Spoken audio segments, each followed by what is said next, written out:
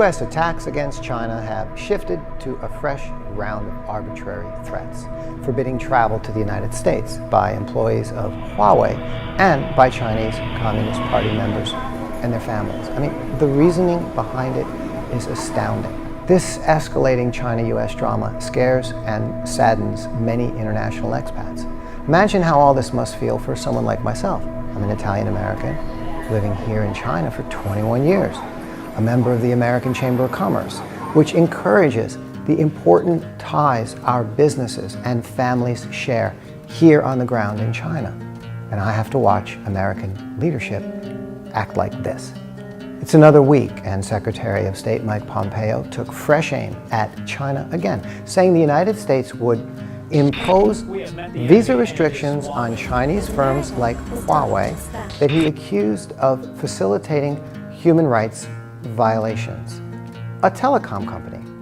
That telecommunications companies around the world should consider themselves on notice that if they do business with Huawei, they are doing business with human rights abusers. This is incredible.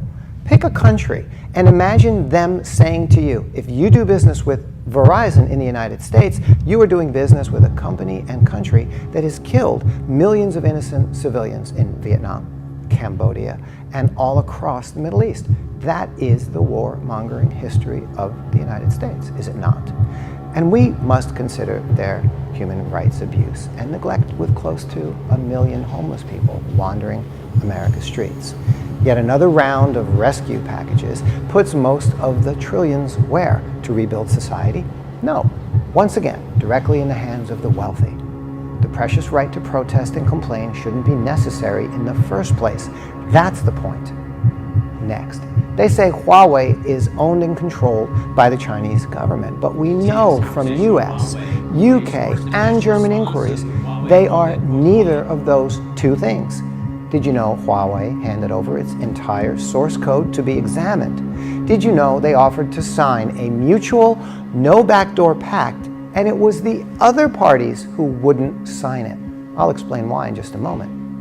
Mike Pompeo also emphasized the need to protect US citizens' data from Beijing. I have to stop here and ask, whose citizens' data needs protecting from whose government? This quote related to the recent decision which shot down the EU-US Privacy Act shows us what's really going on. Let's take a look.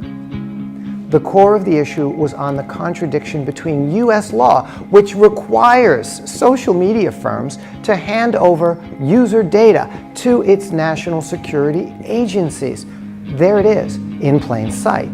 The very accusation, which Huawei is not doing, is exactly what the United States is doing to every American citizen. Here's another question. We all know that China doesn't allow Facebook and Twitter, instead going with its own Weibo and Youku and Douyin and WeChat. So we do understand there is competitive rivalry in the world.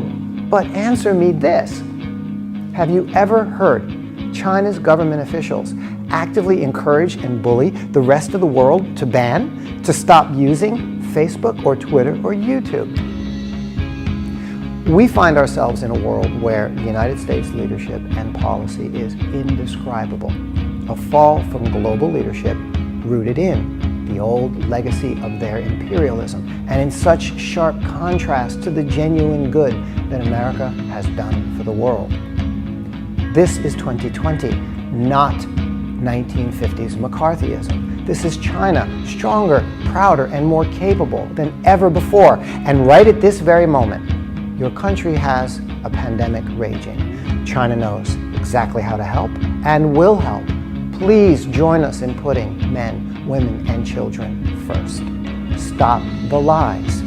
Show some compassion and respect.